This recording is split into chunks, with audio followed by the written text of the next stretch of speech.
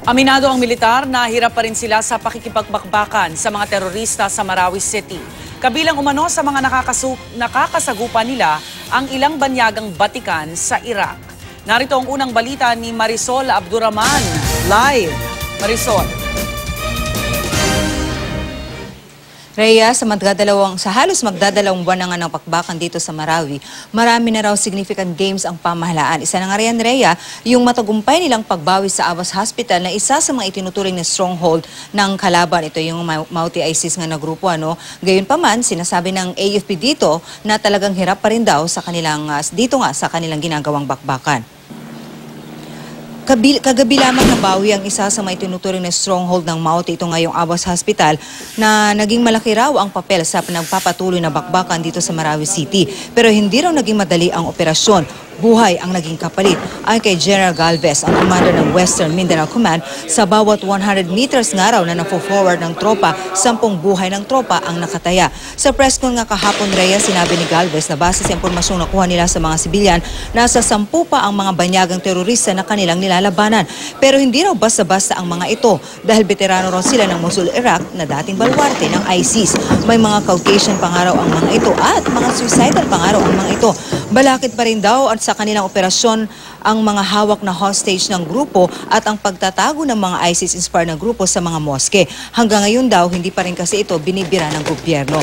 Rhea, 15 days ang binigay ng Pangulo kung matatandaan natin na nun para matapos nga ang gyerang ito. Pero ang AFP, ayaw na raw nilang magbigay ng deadline but they will do everything, yung kanilang best effort daw, para makumply ng itong deadline na sinasabi ng gobyerno. Rather ng kanilang Commander-in-Chief. Ang problema, Rhea, parang 15 days na lang ay mapapaso ng itong martial law. Ang sinasabi sa atin ni General Galvez, with or without martial law, ay talagang tatapusin nila ito. Gayunpaman, mas madaling araw tapusin ito habang merong martial law. Rhea. Sol, kamusta ang rehabilitasyon at nakapagpulong na ba itong Task Force Bangon Marawi at yung lokal na pamahalaan?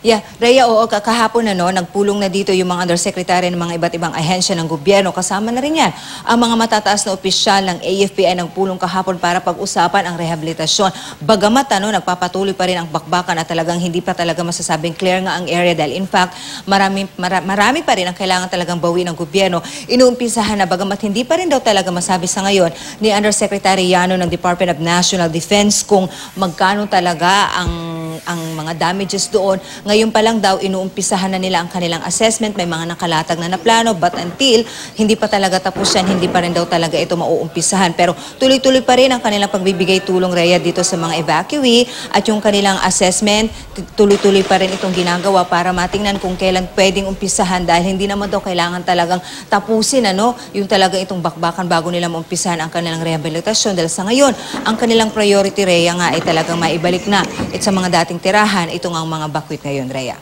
Maraming salamat, Marisol Abdurrahman.